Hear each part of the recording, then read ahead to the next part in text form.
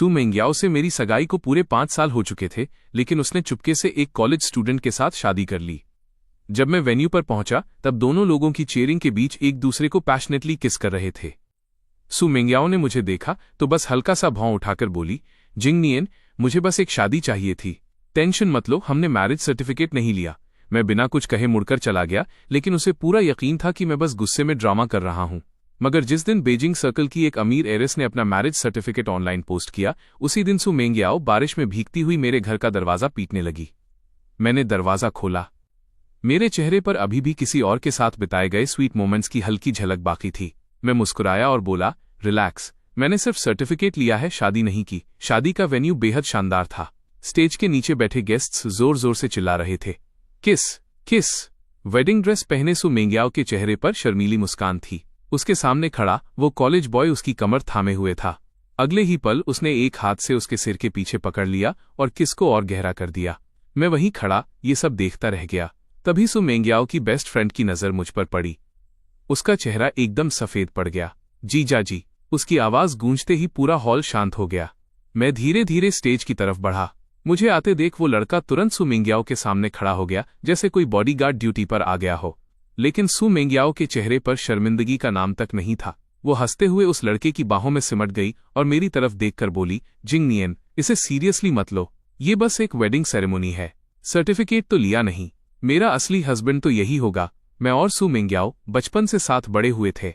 Graduation के बाद दोनों परिवारों ने हमारी सगाई करवा दी थी, लेकिन वो पूरे सोशल सर्कल में अपने प्लेगर्ल इमेज के लिए फेमस थी। बॉयफ्रेंड बदलना उसके लिए वैसे ही था जैसे लोग मोबाइल वॉलपेपर बदलते हैं। उसकी वजह से मैं न जाने कितनी बार मजाक का पात्र बन चुका था। मैंने शांत चेहरे के साथ अपने बैग से एक छोटा सा बॉक्स निकाला। ये तुम्हारे परिवार की हेirloom जेड पेंडेंट है, अब इसे वापस रख लो।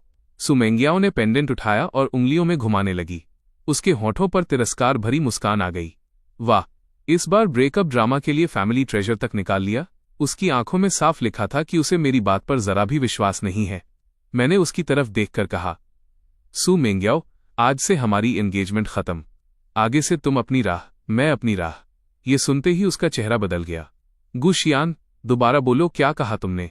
माहौल बिगड़ता देख उसकी बेस्ट फ्रेंड तुरंत बीच में आ गई। जीजा जी, प्लीज शांत हो जाइए, ये शादी सच में कोई मायने नहीं रखती। सुसु बस मजाक कर रही थी। आखिर में शादी तो आप दोनों की ही होगी। मैंने उसकी तरफ देखा भी नहीं। जिस आदमी ने अभी अभी अपनी मंगेतर को किसी और के साथ शादी करते देखा हो, उसके लिए इससे बड़ा मजाक क्या हो सकता था। मैं मुड़ा और बाहर निकल गया।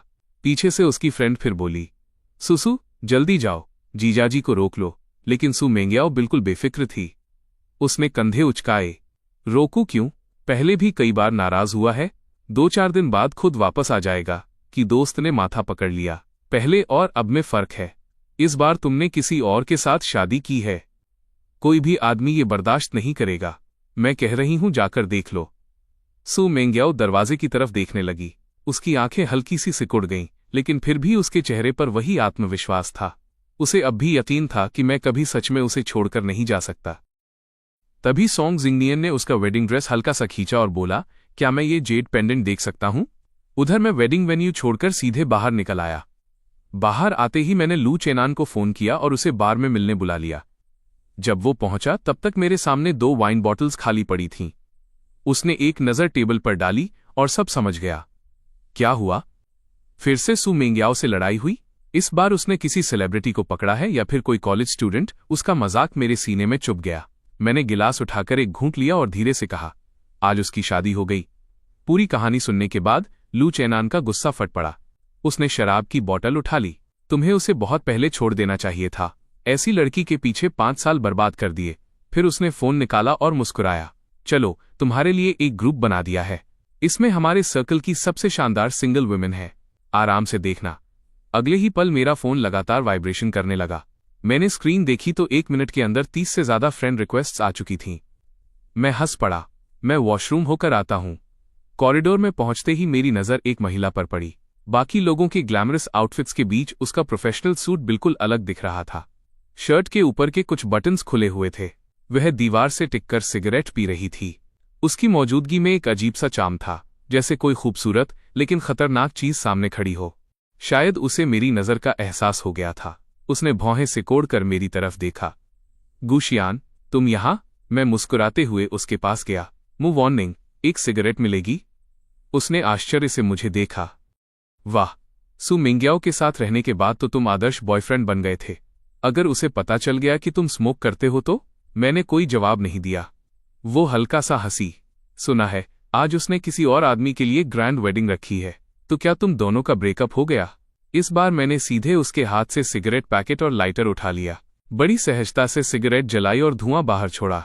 फिर उसकी आंखों में देखते हुए बोला, मूव वार्निंग, आज रात मेरे घर चलो। दोनों की नजरें मिली। हम दोनों इतने मैच्योर थे कि बिना ज्यादा शब्दों के भी बात समझ सकते थे। मूव वार्निंग ने हाथ में पकड़ी सिगरेट बुझा दी। मुझे अचानक याद आया कि वो पूरे सर्कल में पुरुषों से दूरी बनाए रखने के लिए मशहूर थी। मैं मजाक बताकर बात खत्म करने ही वाला था कि उसने शांत स्वर में कहा, ठीक है। इसके बाद जो हुआ उसने हमारे रिश्ते की दिशा बदल दी। देर रात तक हम साथ रहे, बातें करते रहे, पुराने जख्मों और नई शुरुआतों के बारे में। शायद कई सालों बाद पहली बार मुझे महसूस हुआ कि मैं सच में आगे बढ़ सकता हूँ। सुबह होने से पहले हम दोनों थककर सो गए, लेकिन किस्मत को शायद चैन मंजूर नहीं था। सुबह सुबह फोन की घंटी बज उठी। मेरी आंखें अभी खुल नहीं रही थीं। मैं बिस्तर पर हाथ मारते हुए फोन ढूंढने लगा। तभी पास से एक हल्की हंसी सुनाई दी। मूव वार्निंग ने फोन उठाया। स्क्रीन पर सु मिंग्याओ की वीडियो कॉल चमक रही थी। एक पल में उसके चेहरे का भाव बदल गया। उसने फोन मेरी तरफ बढ़ा दिया। मैंने उनींदी आंखों से कॉल रिसीव की और स्क्रीन की तरफ देखा। स्क्रीन के उस पार सु मिंग्याओ के चेहरे पर ठंडी मुस्कान थी। कल तो तुमने खुद कहा था कि अब दोनों का कोई रिश्ता नहीं। फिर एक दिन भी नहीं बीता और तुम मेरी माँ के पास जाकर सोंग जिंगनियन की शिकायत करने लगे। मैं कुछ सेकंड तक उसे घूरता रह गया। कौन गया तुम्हारी माँ के पास? सुबह सुबह मेरा दिमाग क्यों खा रही हो? जैसे ही बोलना शुरू किया, मुझे खुद एहसास हुआ कि मेरी आवाज बेहद बैठी हुई थी। सु मिंग्याओ थोड़ी हैरान हुई। तुम्हें सर्दी हो गई? मैं हंस पड़ा। इतना मासूम बनने की एक्टिंग मत करो। वो तुरंत समझ गई कि मैं क्या कहना चाहता हूं। अगले ही पल उसका चेहरा स्क्रीन के और करीब आ गया। आवाज भी तेज हो गई। तुम अभी कहाँ हो और किसके साथ हो? लेकिन इस बार मेरे पास उसकी बेवकूफ़ी भरे सवालों के लिए कोई धैर्य नहीं था। मैंने सीधे वीडियो कॉल काट दी। उधर बार में बैठे लोगों ने ये सब देखा तो माहौल फिर गर्म हो गया। सु मिंग्याओ का चेहरा थोड़ा खराब हो गया था। उसकी एक दोस्त बोली, सुसु, गुशियान ने तुम्हारा फोन काट दिया। कहीं वो सच में एंगेजमेंट तोड़ने का फैसला तो नहीं कर चुका? दूसरी लड़की तुरंत हंस पड़ी। अरे छोड़ो भी, ये उसकी पुरानी ट्रिक है। अगर सच में छोड़ना होता तो क्या 5 साल तक पीछे घूमता रहता? साफ दिख रहा है कि किसी दूसरी औरत के साथ होने का नाटक कर रहा है ताकि सुसु जेलस हो जाए। ऐसी स्ट्रैटेजी तो अब पुरानी हो चुकी है। बाकी लोग भी हंसने लगे। उनकी बातें सुनकर सु मिंग्याओ का मूड थोड़ा बेहतर हो गया, लेकिन उसे नहीं पता था कि इस बार कहानी सच में बदल चुकी थी। इधर मेरी नींद पूरी तरह उड़ चुकी थी। मैं चिड़चिड़े अंदाज में बिस्तर पर बैठ गया। मूव वार्निंग ये सब चुपचाप देख रही थी। उसने धीरे से कहा, सच बताऊं, मुझे समझ नहीं आता कि उस सु मिंग्याओ में ऐसा क्या है। शादी से पहले ही उसकी लाइफ इतनी मैसी थी। शादी के बाद भी वो किसी एक आदमी के साथ टिकने वाली नहीं लगती। वो तुम्हारे लायक नहीं है। मैंने हैरानी से उसकी तरफ देखा। मूव वार्निंग ने बेडसाइड टेबल से सिगरेट निकाली, उसे जलाया और कुछ पल चुप रही। फिर गंभीर स्वर में बोली, अगर बात बिजनेस मैरिज की है तो मुझ परिवार किसी भी तरह सुपरिवार से कम नहीं। उसने मेरी तरफ देखा। मुझे पता है कि तुम ईस्ट डिस्ट्रिक्ट डेवलपमेंट प्रोजेक्ट लेना चाहते हो, लेकिन अकेले उसे जीतना आसान नहीं होगा। अगर हम दोनों साथ काम करें तो सफलता की संभावना कई गुना बढ़ जाएगी। अब मैं पूरी तरह जाग चुका था, लेकिन मूव ग्रुप तो अकेले भी ये प्रोजेक्ट हासिल कर सकता है। फिर मुझे क्यों शामिल करना चाहती हो? मूव वार्निंग के होठों पर हल्की मुस्कान आ गई। शायद इसलिए कि मैं तुम्हें फ्री राइड नहीं देना चाहती। उनकी बात सुनकर मैं हंसे बिना नहीं रह सका। कुछ सेकंड सोचने के बाद मैंने अपना दायां हाथ आगे बढ़ा दिया। तो फिर हैप्पी कोऑपरेशन। मूव वार्निंग ने बिना झिझक मेरा हाथ थाम लिया। लगभग 40 मिनट बाद हम दोनों सिविल अफेयर्स ब्यूरो से बाहर निकले। मेरे हाथ में लाल रंग का मैरिज सर्टिफिकेट था और दिमाग अब भी यकीन नहीं कर पा रहा था कि सब इतनी जल्दी हो गया। मैं सर्टिफिकेट को घूरता रह गया। चलें? मूव वार्निंग ने पूछा। मैंने सहज रूप से कहा, हाँ, अब क्लाइंट से मिलने जाना है। उसने मेरी तरफ देखा, फिर हंसते हुए दोनों हाथों से मेरा चेहरा पकड़ लिया। नहीं मिस्टर गू। उसकी आंखों में शरारत चमक उठी। हम हनीमून पर जा रहे हैं। कुछ घंटों बाद हम समुद्र के बीच थे। डाइविंग इक्विपमेंट पहनकर हम नीले पानी की गहराइयों में उतर चुके थे। चारों तरफ फैला समुद्री संसार किसी सपने जैसा लग रहा था। रंग बिरंगी कोरल रीफ्स, चमकती मछलियों के झुंड और पानी के भीतर की रहस्यमयी शांति। सब कुछ अविश्वसनीय था। मूव वार्निंग ने मेरी तरफ हाथ का इशारा किया और आगे बढ़ने का संकेत दिया। मैं उसके पीछे पीछे नीचे उतरता गया। जब हम एक निश्चित गहराई तक पहुंचे और ऊपर देखा तो सामने का दृश्य सांसें रोक देने वाला था। ऊपर से छनकर आती रोशनी और चारों ओर तैरते चमकदार जीव मिलकर ऐसा नजारा बना रहे थे मानो समुद्र की गहराइयों में कोई सितारों भरा आकाश बस गया हो। समुद्र से वापस किनारे आने के बाद एक स्टाफ मेंबर मेरे पास दौड़ता हुआ आया। सर, आपका फोन लगातार बज रहा था। मैंने फोन ऑन किया तो स्क्रीन पर मैसेजेस की बाढ़ आ गई। हेलो मिस्टर गू, मैं डीके वेडिंग स्टूडियो की मैनेजर हूं।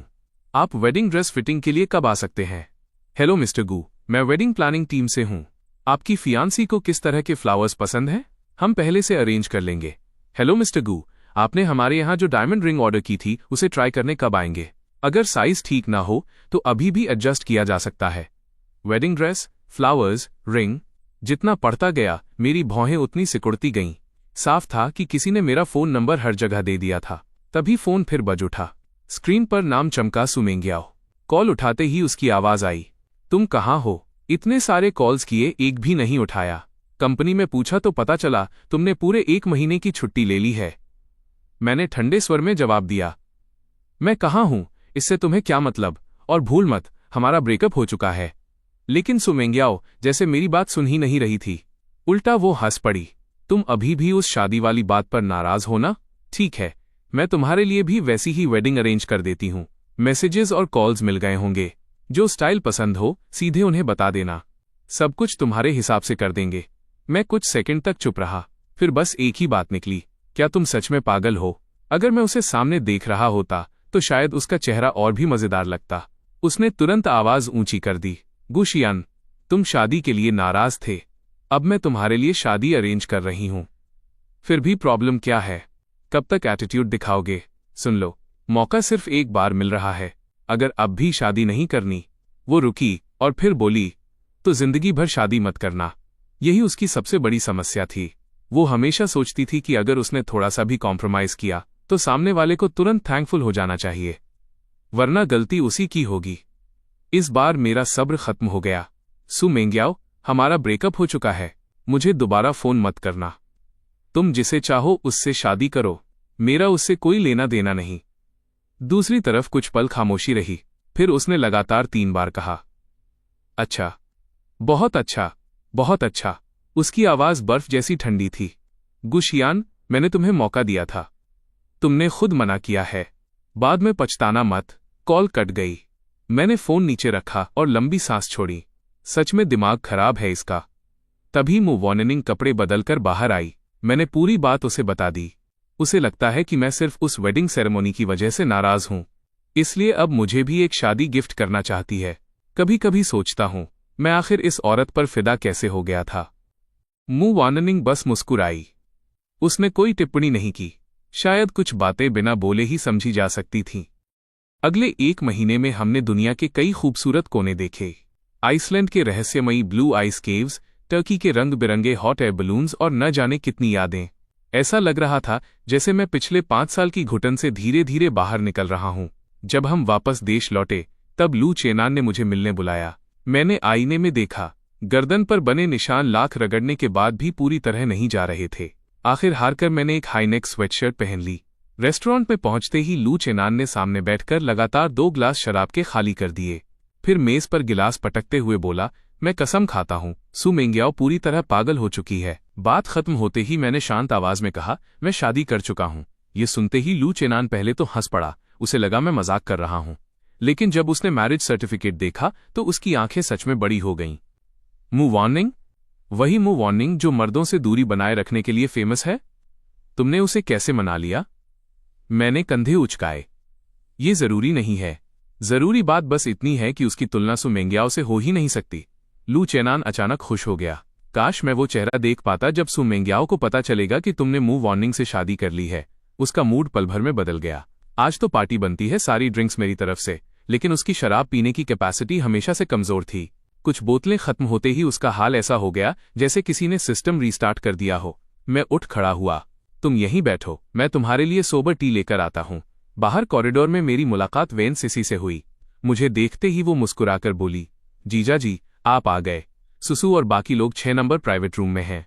मैंने हल्की मुस्कान के साथ जवाब दिया, मेरा और सू मेंग्याओ का अब कोई रिश्ता नहीं है। आगे से मुझे नाम से बुलाना। तुम लोग एंजॉय करो। लेकिन उसे लगा मैं अभी भी नाराज हूं। जो हुआ वो सच में गलत था। कम से कम सुसु को एक बार माफी मांगने का मौका तो दे दीजिए। हम लोग 6 नंबर रूम में हैं, बाद में जरूर आइएगा। 3 नंबर रूम में लौटने के लिए मुझे 6 नंबर रूम के सामने से गुजरना पड़ा। तभी अंदर से जानी पहचानी आवाज सुनाई दी। मैंने दरवाजे की छोटी सी दरार से अंदर झांका। सू मेंग्याओ आराम से वेनजिंग की बाहों में टिकी हुई थी। उसकी शर्ट के कई बटन खुले हुए थे। दूसरी तरफ सॉन्ग जिंगनियन के होंठ इतने सूजे हुए थे कि किसी को भी समझने में 2 सेकंड नहीं लगते कि अभी अभी क्या हुआ है। वेन सिसी अंदर जाकर बोली, सुसु, मैंने अभी बाहर जीजाजी को देखा। किसी ने तुरंत हंसते हुए कहा, मैं तो पहले से कह रहा था कि वो तुम्हें भूल ही नहीं सकता। बस 1 महीना कांटेक्ट नहीं किया और आखिर खुद ही चला आया। दूसरा दोस्त बोला, उसे पता चला कि तुम किसी दूसरे आदमी का बर्थडे मना रही हो, फिर कैसे रुकता।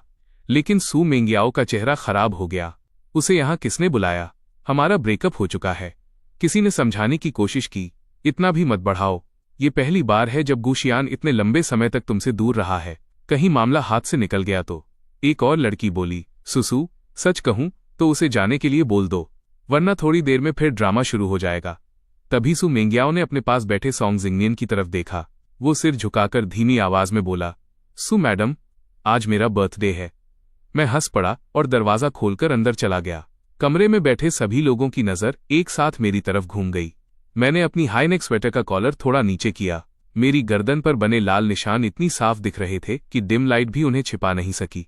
सू मेंग्याओ ने जैसे ही देखा वो झटके से खड़ी हो गई। उसकी आंखें सिकुड़ गईं। तुम्हारी गर्दन पर ये क्या है?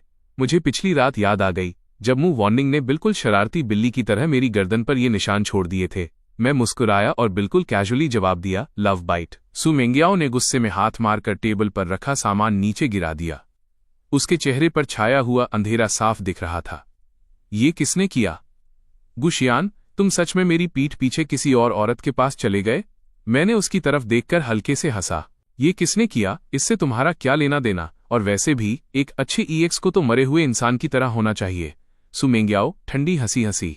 ठीक है गुशियान, अगर मैं आगे कभी तुम्हें कांटेक्ट करूं तो मैं कुत्ता हूं। उधर लू चेनान सोबर टी पीकर थोड़ा नॉर्मल हुआ और मुझे देखते ही बोला, इतनी देर कहाँ लग गई? मैं तो तुम्हें ढूंढने बाहर आने वाला था। तभी बगल वाले रूम से चीजें टूटने की आवाज आई। मैंने बिल्कुल शांत अंदाज में जवाब दिया, बस एक पुराना मामला खत्म करने गया था। नहीं तो कुछ मक्खियां बार बार सिर पर मंडराती रहती, काफी इरिटेटिंग हो जाता है। चलो निकलते हैं। हम दोनों ने शराब पी रखी थी, इसलिए ड्राइवर बुला लिया। इसके बाद जिंदगी कुछ समय तक शांत रही। कुछ महीनों बाद वो यूनिवर्सिटी स्टूडेंट जिससे सू मेंग्याओ ने शादी की थी, ग्रेजुएशन के बाद एंटरटेनमेंट इंडस्ट्री में घुस गया। थोड़ा नाम कमाते ही उसने पेड ट्रोल्स लगाकर गू ग्रुप के ऑफिशियल अकाउंट के नीचे कमेंट्स करवाने शुरू कर दिए। सू मैडम सच में सॉन्ग जिंगनियन को अलग तरह से ट्रीट करती हैं। उसके लिए ग्रैंड वेडिंग तक कर डाली। Luxury car, expensive watch, gifts, कुछ भी देने से पहले 2 बार नहीं सोचती। कुछ लोग समझ क्यों नहीं जाते? प्यार खत्म हो गया तो इज्जत से अलग हो जाओ। सिर्फ फियांस का नाम पकड़े बैठे रहने से कुछ नहीं होगा। जिसे प्यार नहीं मिलता, असली थर्ड पार्टी वही होता है। सू मैडम और सॉन्ग जिंगनियन को साथ रहने दो। क्या किसी की खुशी पूरी होने से दुनिया खत्म हो जाएगी? असिस्टेंट ने टैबलेट मेरे सामने रख दिया। गु सर, क्या इन कमेंट्स को डिलीट करवा दें? मैंने स्क्रीन पर एक नजर डाली और आराम से कहा, डिलीट करने की जरूरत नहीं। सॉन्ग जिंगनियन के सारे स्कैंडल्स निकालो। जो मटेरियल मिले सीधे पापराजी को भेज दो। और जिन मीडिया कंपनीज का हमारे साथ पार्टनरशिप है उन्हें इन्फॉर्म कर दो कि आगे से उसे कोई रिसोर्स नहीं मिलेगा। असिस्टेंट ने तुरंत सिर हिलाया। समझ गया सर, लेकिन अगर सू मैडम बीच में आई तो? मैंने बिना सोचे जवाब दिया, उन्हें इग्नोर करो। मैंने जो काम कहा है बस वही पूरा होना चाहिए। सिर्फ 1 घंटे बाद इंटरनेट का माहौल पूरी तरह बदल गया। सॉन्ग जिंगनियन का कमेंट सेक्शन युद्धभूमि बन चुका था। तुम चुपचाप पीछे छिपकर अफेयर कर रहे थे, वो भी लोग बर्दाश्त कर लेते, लेकिन ओरिजिनल फियांस को खुलेआम प्रोवोक करने की हिम्मत कहां से आ गई? मैं उसका क्लासमेट हूं। बाहर से वो मॉडल स्टूडेंट बनता था, लेकिन असलियत में अपने घर के पैसे के दम पर लोगों को बुली करता था। आज भी मेरी बाहों पर उसके दिए हुए जलने के निशान मौजूद हैं। मैं उसका स्टंट डबल रह चुका हूं। शूटिंग में जहां चेहरा दिखाना जरूरी होता था, बस वही सीन खुद करता था। बाकी दर्जनों सीन्स हम डबल से करवाए जाते थे। एक्टिंग कम, एडिटिंग ज्यादा होती थी। मैं उसका फॉर्मर असिस्टेंट हूं। एक बार सीन में पानी में उतरकर कुछ निकालना था। उसे पानी गंदा लगा तो पूरी टीम को मिनरल वाटर खरीदकर पूल भरने जैसा इंतजाम करना पड़ा, तब जाकर जनाब उतरे। सच कहूं, बड़े बड़े स्टार्स के साथ काम किया है, लेकिन इतना मुश्किल इंसान कभी नहीं देखा। कमेंट सेक्शन में लोग अब सिर्फ सॉन्ग जिंगनियन को नहीं बल्कि सू मेंगियाओ को भी जमकर कोस रहे थे। सबसे घटिया इंसान तो सू मेंगियाओ है। हर कुछ दिन में नया बॉयफ्रेंड बदलती है और फिर खुद को इनोसेंट दिखाती है। सच कहूं तो ऐसे लोगों से दूर रहना ही बेहतर है। उसी बीच उसके दोस्तों ने उसे फोन किया। सुसु, तुम्हारा छोटा बॉयफ्रेंड लगातार कॉल कर रहा है। इंटरनेट पर लोग उसे बुरी तरह ट्रोल कर रहे हैं। अगर तुम उसका फोन नहीं उठाओगी तो उसकी इमेज पूरी तरह खत्म हो जाएगी। और गु शियान को तो तुम जानती ही हो, वो किसी का हिसाब कभी नहीं भूलता। लेकिन सू मेंगियाओ को सॉन्ग जिंगनियन की चिंता से ज्यादा किसी और बात की फिक्र थी। उसने सीधे पूछा, इन दिनों गु शियान ने तुम लोगों में से किसी को फोन किया? कमरे में मौजूद लोगों ने एक दूसरे की तरफ देखा। नहीं। फिर किसी ने लंबी सांस लेकर कहा, सुसु, शायद इस बार तुमसे गलती हो गई। तुमने जानबूझकर सॉन्ग जिंगनियन को आगे करके गु शियान को जेलस करना चाहा था, लेकिन दांव उल्टा पड़ गया। तुम्हारे और सॉन्ग जिंगनियन के बारे में पूरी दुनिया बात कर रही है, फिर भी उसने एक बार भी तुम्हें कांटेक्ट नहीं किया। दूसरे दोस्त ने भी सिर हिलाया। अगर सच में उसे वापस चाहती हो तो खुद फोन कर लो। थोड़ा सॉफ्ट होना कोई हार नहीं होती। कहीं ऐसा न हो कि कोई और तुम्हारी जगह ले ले। सू मेंगियाओ ने बिना हिचक जवाब दिया, अगर उसे जाना है तो जाए, मैं उसके बिना भी ठीक हूं। कोई एक बॉयफ्रेंड चला गया तो आसमान नहीं टूट पड़ेगा। उसी रात मुझे लू चेनान का मैसेज मिला। वैसे एक बात पूछनी थी, मैंने सुना है कि मूव वार्निंग को मर्दों में इंटरेस्ट नहीं है, तो फिर वो तुम्हारे साथ सच में रिलेशनशिप में है? मैसेज पढ़कर मुझे हंसी आ गई। मैं जवाब टाइप ही कर रहा था कि अचानक मेरे पास से हल्की सी खुशबू आई। अगले ही पल एक शांत आवाज सुनाई दी, उसे औरतें पसंद हैं? मैंने सिर उठाया तो देखा मूव वार्निंग मेरे सामने खड़ी थी। उसकी आंखों में हल्की शरारत थी। तो शायद आज मुझे खुद चेक करना पड़ेगा कि ये बात सच है या नहीं। मैं कुछ समझ पाता उससे पहले ही उसने मुझे बिस्तर पर धक्का दे दिया। शायद शराब का असर था, मेरे चेहरे पर अजीब सी गर्मी फैल गई। कमरे का माहौल धीरे धीरे और करीब होता गया। तभी बेडसाइड टेबल पर रखा फोन बार बार बजने लगा। मूव वार्निंग ने फोन उठाकर स्क्रीन देखी और हल्का सा भौं उठाई। सू मेंगियाओ का कॉल है, उठाना है। मैंने सिर हिलाकर मना कर दिया। मूव वार्निंग ने धीमे स्वर में कहा, वो अभी भी तुम्हें छोड़ नहीं पा रही। मैंने थकी हुई आवाज में कहा, अगर चाहो तो उठा लो। उसकी आंखों में एक पल के लिए संतुष्टि की चमक दिखाई दी। कॉल कनेक्ट होते ही दूसरी तरफ से सू मेंगियाओ की नशे में डूबी आवाज आई, गु शियान, मैं नशे में हूं, आकर मुझे ले जाओ। मैंने इतने दिन से इतना हंगामा किया, फिर भी तुम मुझे रोकने क्यों नहीं आए? तभी मूव वार्निंग ने फोन कान से लगाकर शांत स्वर में कहा, मैं बोल रही हूं। दूसरी तरफ कुछ सेकंड तक सन्नाटा छा गया। फिर सू मेंगियाओ की आवाज गुस्से से भर उठी, मूव वार्निंग, तुम्हें शर्म नहीं आती? किसी और के रिश्ते में बीच में आ गई। अगले ही पल उसकी आवाज अचानक नरम पड़ गई, शियान, तुम आ जाओ ना कि हम झगड़ा बंद कर देते हैं। मैंने शांत लेकिन ठंडी आवाज में कहा, सू मेंगियाओ, मैं ये बात पहले भी साफ कर चुका हूं। तुम सिर्फ मेरी EX हो, उससे ज्यादा कुछ नहीं। ये सुनते ही मूव वार्निंग के होठों पर संतुष्ट मुस्कान आ गई। उसने सामने वाले को एक शब्द बोलने का मौका भी नहीं दिया और सीधे कॉल काट दिया। दूसरी तरफ फोन कटने के बाद से सू मेंगियाओ बार में बिल्कुल चुप बैठी थी। उसके हाथ में शराब का गिलास था, लेकिन काफी देर तक उसने एक घूंट भी नहीं पिया। उसके दोस्तों ने एक दूसरे की तरफ देखा, फिर आखिर किसी ने लंबी सांस लेकर कहा, लगता है इस बार गु शियान सच में वापस नहीं आएगा। और सच कहूं तो इसमें उसकी कोई गलती भी नहीं है। दूसरा दोस्त भी बात में कूद पड़ा, सुसु, पिछले कुछ सालों में तुमने सच में बहुत ज्यादा कर दिया था। छुपकर रिलेशनशिप रखना अलग बात है, लेकिन तुम हर बार ऐसा हंगामा कर देती थीं कि पूरा सर्कल जान जाता था।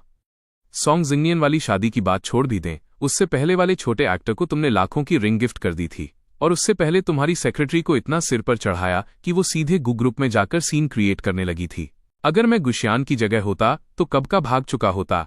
भाई कोई सेंट थोड़ी है। कमरे में कुछ पल के लिए सन्नाटा छा गया। फिर किसी ने माहौल हल्का करने की कोशिश की, छोड़ो यार, ब्रेकअप हो गया तो हो गया। वैसे भी तुम उसे प्यार थोड़ी करती थीं। लेकिन इस बार सू मेंगियाओ ने कोई जवाब नहीं दिया। उसने धीरे से मेज पर रखी कार कीज उठाई और बिना कुछ बोले बाहर निकल गई। पीछे बैठे लोग उसे रोकने की कोशिश करते रह गए। सुसु, अरे कम से कम ड्राइवर तो ले जाओ। लेकिन वो बिना पीछे देखे ही चली गई। उधर मेरे घर में माहौल बिल्कुल अलग था। मूव वार्निंग अचानक मेरे कंधे पर सिर रखकर बोली, गुशियान, मैं सोशल मीडिया पर एक पोस्ट डालना चाहती हूँ। मैंने उसकी तरफ देखा। आज की मूव वार्निंग रोज वाली कोल्ड CEO जैसी बिल्कुल नहीं लग रही थी।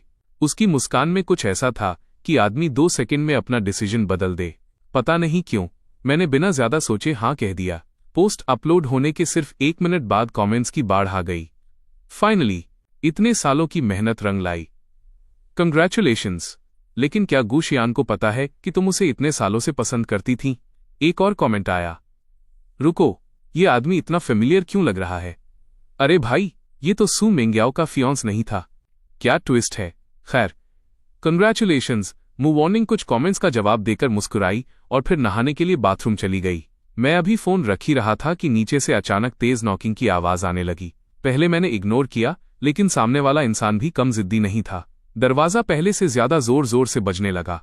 आखिरकार मैं बिस्तर से उठा। नीचे उतरने से पहले कैबिनेट से मैरिज सर्टिफिकेट निकाल लिया, क्योंकि मुझे पहले से अंदाजा था कि बाहर कौन खड़ा होगा।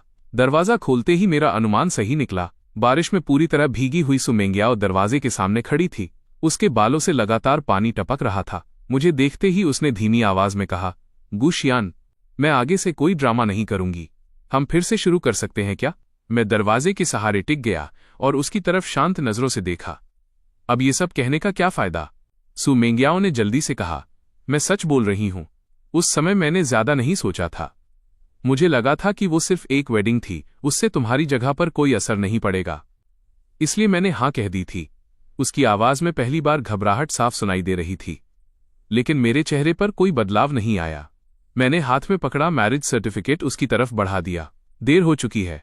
सू मेंग्याओ की नजर सर्टिफिकेट पर पड़ी और उसका चेहरा एकदम सफेद पड़ गया।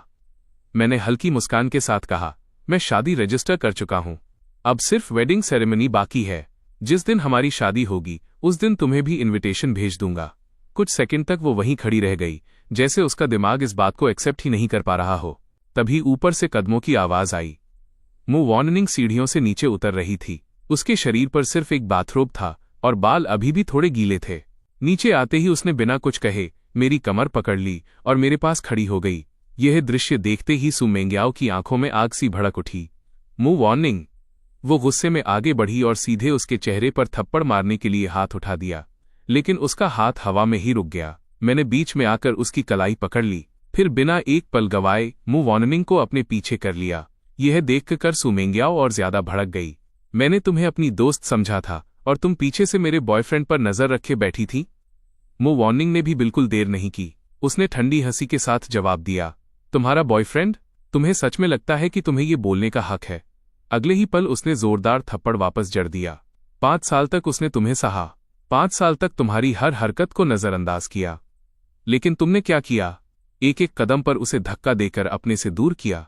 आज जब वो चला गया है तब तुम्हें उसकी कीमत समझ आ रही है। सू मेंग्याओ कुछ बोलना चाहती थी, लेकिन शब्द ही नहीं मिल रहे थे। दोनों के बीच बहस बढ़ती गई, मगर मैं शुरू से अंत तक मूव ऑनिंग के साथ खड़ा रहा।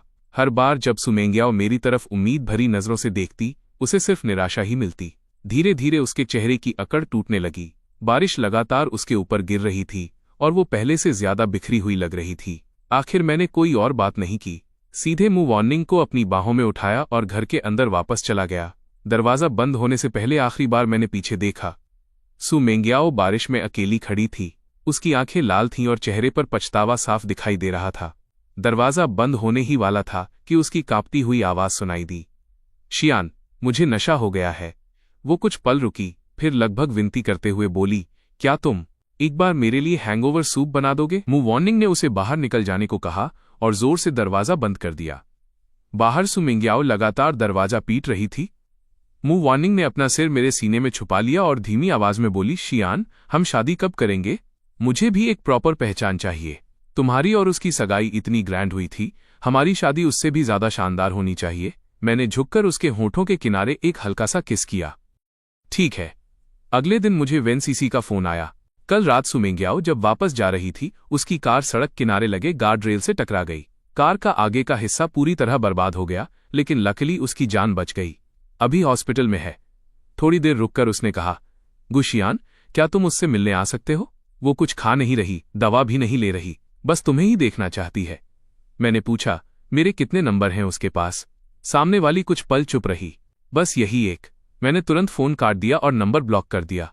अजीब बात थी, हादसा होने पर उसने अपने पेरेंट्स को नहीं बुलाया, अपने करंट बॉयफ्रेंड को नहीं बुलाया, लेकिन मुझे बुला रही थी, उस इंसान को जिससे उसका रिश्ता खत्म हो चुका था और जो अब शादीशुदा था। वेनसीसी ने फोन की काली स्क्रीन उसकी तरफ बढ़ा दी। सुसु, गु शियान सच में तुम्हें छोड़ चुका है। उसने मेरा नंबर भी ब्लॉक कर दिया। सू मेंग्याओ चैटबॉक्स को घूरती रही। उसकी आंखों में कोई भाव नहीं था, लेकिन उसकी चुप्पी सब कुछ कह रही थी। बाद में मौका मिलते ही वो हॉस्पिटल से चुपचाप निकल गई। इधर मैं ईस्ट डिस्ट्रिक्ट वाले डेवलपमेंट प्रोजेक्ट में इतना बिजी था कि घर लौटने का भी समय मुश्किल से मिल रहा था। उस दिन कुछ डॉक्यूमेंट्स लेने अपार्टमेंट आया तो नीचे फ्लावर बेड के पास एक परिचित चेहरा दिखा। सु मेंग्याओ वहां हॉस्पिटल की ड्रेस पहने बैठी थी। मुझे देखते ही वो धीरे से खड़ी हुई। शियान, मैंने थककर माथा दबाया। अब तुम चाहती क्या हो? बीमारी की वजह से उसका चेहरा काफी कमजोर लग रहा था। उसने जल्दी से कहा, मु वॉर्निंग ने जानबूझकर ये सब किया। वो बहुत पहले से तुम्हें पसंद करता था। वो चाहता था कि हम अलग हो जाएं ताकि उसे मौका मिल जाए। मैं कुछ नहीं बोला। वो फिर बोली, याद है स्कूल के दिनों में किसी ने तुम्हारे बैग में लव लेटर डाला था? मैं थोड़ा चौंका। हाँ तो? उसने तुरंत जवाब दिया। वो मूव वार्निंग था। मैं सच में हैरान रह गया। स्कूल के समय का मूव वार्निंग इतना कोल्ड और अनटचेबल था कि लोग दूर से ही उसकी बातें करते थे। कोई उसके पास जाकर नंबर मांगने की हिम्मत तक नहीं करता था। और अब पता चल रहा था कि वही मेरे बैग में लव लेटर डालता था। सु मेंग्याओ ने जैसे कोई बड़ा राज खोल दिया हो। वो हमेशा तुमसे प्यार करता था। मेरी और तुम्हारी सगाई देखकर जलता था, इसलिए उसने मुझे फंसाया। मैं हंसे बिना नहीं रह सका। तो तुम्हारा मतलब है कि उसी ने तुम्हें उन मेल सेलिब्रिटीज के साथ घूमने को मजबूर किया? उसी ने तुम्हें कॉलेज स्टूडेंट बॉयफ्रेंड बनाने पर मजबूर किया और वही तुम्हें फेक शादी करने के लिए भी मजबूर कर रहा था? सवाल सुनते ही उसका चेहरा उतर गया। वो तुरंत टॉपिक बदलकर बोली, शियान, कल रात बारिश में भीग गई थी। अभी भी बुखार है। बहुत बुरा लग रहा है।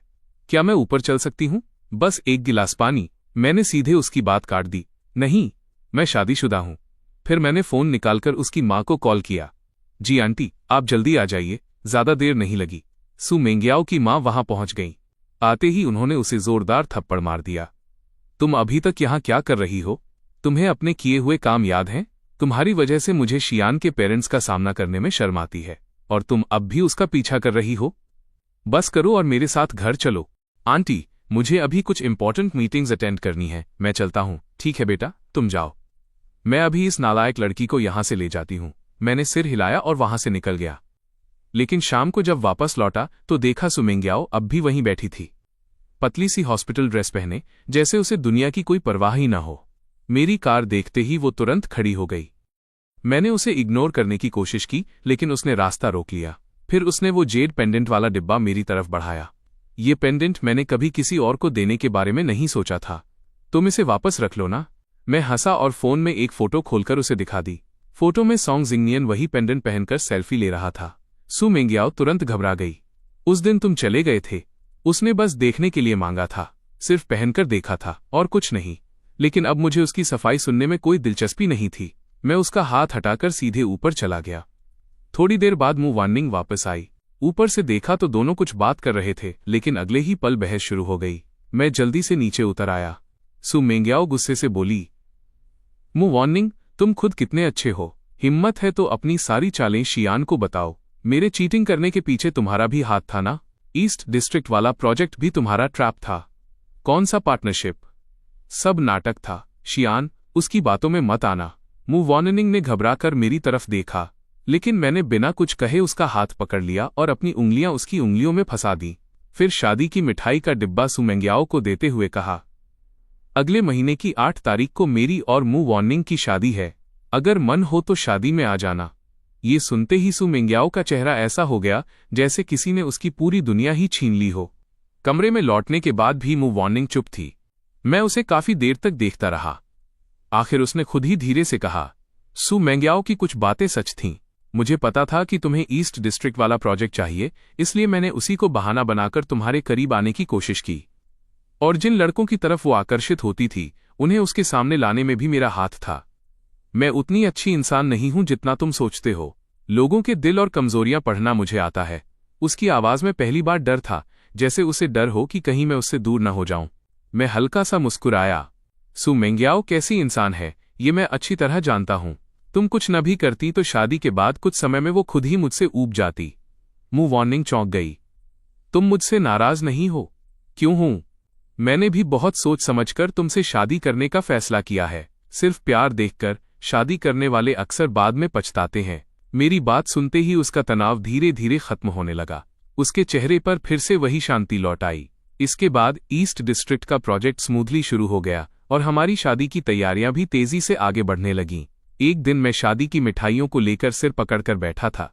सोच रहा था कि सिर्फ चॉकलेट्स रखूं या अलग अलग कैंडीज का मिक्स बनवाऊं। तभी फोन पर नोटिफिकेशन आया, आपका फ्रेंड लाइव है। मैंने उत्सुकता में लाइव खोल लिया। अगले ही पल स्क्रीन देखकर मैं सन्न रह गया। सु मेंग्याओ सड़क पर घुटनों के बल चल रही थी। उसके घुटनों के पास कपड़े फट चुके थे। वो एक कदम घुटनों के बल आगे बढ़ती और फिर कहती, गुशियान, मुझे माफ कर दो। फिर एक और कदम, फिर वही शब्द। मुझे याद है जब हमने डेटिंग शुरू की थी, तब मैंने कहा था कि अगर कभी तुम्हारे साथ विश्वासघात किया तो मैं वुलाओ पर्वत तक घुटनों के बल जाऊंगी। उसकी हालत देखकर मैं कुछ देर चुप रहा, फिर तुरंत उसे फोन मिलाया, लेकिन उसने कॉल उठाई ही नहीं। लाइव कमेंट्स पागलों की तरह स्क्रॉल हो रहे थे। आखिर सू ग्रुप की सीईओ को इस हालत में देखने का मौका लोगों को रोज थोड़ी मिलता है। वीडियो देखकर साफ समझ आ रहा था कि अगर सच में उसे घुटनों के बल वुलाओ पर्वत तक जाना है तो कम से कम एक पूरा दिन लग जाएगा। और सबसे बड़ी बात ये इतना एम्बैरेसिंग था कि कोई आम इंसान तो आधे रास्ते से ही भाग जाता। तभी वेनसीसी का फोन आया। शियान, मान लिया सूसू ने गलती की है, लेकिन उसे अभी भी बुखार है। उसकी हालत ठीक नहीं है, कम से कम उसे एक फोन तो कर दो। मैंने सीधा जवाब दिया, मुझे फोन करने के बजाय कुछ लोगों को भेजो और उसे उठाकर हॉस्पिटल ले जाओ। लेकिन सू मेंग्याओ किसी की सुनने को तैयार नहीं थी। न किसी का फोन उठा रही थी, न किसी की सलाह मान रही थी। वेनसीसी और बाकी लोग भी आखिर हार मान गए। अगले दिन रात को जाकर वो किसी तरह पहाड़ की चोटी तक पहुंची, लेकिन वहां पहुंचते ही उसकी ताकत जवाब दे गई और वो बेहोश होकर गिर पड़ी। डॉक्टर तुरंत उसे नीचे ले गए। उसी शाम सू आंटी का फोन आया। उस समय मैं और मेरी माँ शादी की डिटेल्स फाइनल कर रहे थे। शियान बेटा, मुझे बहुत शर्म आ रही है तुमसे ये कहने में, लेकिन मेंग्याओ सिर्फ तुमसे मिलना चाहती है। हमारी बात वो सुन ही नहीं रही। मेरी माँ ने इशारे से फोन मांगा और मुस्कुराते हुए बोली, नानझू, मेरा बेटा अब शादी करने वाला है। ऐसे में तुम्हारी बेटी से मिलने जाना ठीक नहीं लगेगा। ऐसा करते हैं, मैं अपनी होने वाली बहू को भेज देती हूँ। दोनों पहले से दोस्त भी हैं, शायद उसकी बात मान ले। दूसरी तरफ कुछ देर खामोशी रही। फिर आंटी ने आह भरते हुए कहा, अगर मुंह वार्निंग गई तो शायद वो और ज्यादा भड़क जाएगी। माँ हंस पड़ी। पुराने लोग कहते हैं जहर का इलाज जहर से। बस तय रहा, मैं अभी मुंह वार्निंग को भेजती हूँ। अगले ही दिन हम हॉस्पिटल पहुंचे। मैं बाहर इंतजार करता रहा, जबकि मुंह वार्निंग अकेली उसके कमरे में चली गई। हॉस्पिटल के कमरे के अंदर माहौल ऐसा था जैसे दो दुश्मन सालों बाद आमने सामने आए हों। जैसे ही सू मेंग्याओ ने मुंह वार्निंग को देखा, उसकी आंखों में गुस्सा भर गया। मुंह वार्निंग, मैं मानती हूं कि मैं तुम्हारे जाल में फंस गई थी। पहले मेल सेलिब्रिटी से लेकर आज तक मैं तुम्हारे बनाए ट्रैप से बाहर नहीं निकल पाई। मुंह वार्निंग ने बिल्कुल शांत स्वर में जवाब दिया। अगर खुद पर कंट्रोल नहीं था तो उसमें मेरी क्या गलती। सू मेंग्याओ का चेहरा और भी बदसूरत हो गया। अगर तुम्हारी चालें नहीं होती तो मैं और शियान यहां तक नहीं पहुंचते। आगे दोनों के बीच क्या बात हुई मुझे नहीं पता। मैं बाहर गार्डन में टहलने निकल गया था। जब वापस लौटा तो दोनों की बातचीत खत्म हो चुकी थी। उसके बाद कई दिनों तक सू मेंग्याओ मेरे सामने नहीं आई, लेकिन एक और इंसान बार बार नजर आने लगा, सोंग जिंगनियन। एक दिन उसने हिम्मत जुटाकर कहा, गुसर, क्या मैं आपसे कुछ बात कर सकता हूं? वो काफी देर तक सिर झुकाए बैठा रहा। जब मुझे लगा कि अब उठकर चला जाना चाहिए, तब उसने आखिरकार कहा, सू मेंग्याओ प्रेग्नेंट है। मैंने कॉफी का घूंट लिया और शांत आवाज में पूछा, तो ये बात मुझे क्यों बता रहे हो? बच्चा मेरा तो नहीं है। सोंग जिंगनियन घबरा गया। बच्चा मेरा है, लेकिन वो उसे जन्म नहीं देना चाहती। क्या आप उसे समझा सकते हैं? मैं सब कुछ छोड़ सकता हूं। उसने जो गिफ्ट्स, हाउसेज और ज्वेलरी मुझे दिए थे सब वापस कर दूंगा, बस वो इस बच्चे को जन्म दे दे।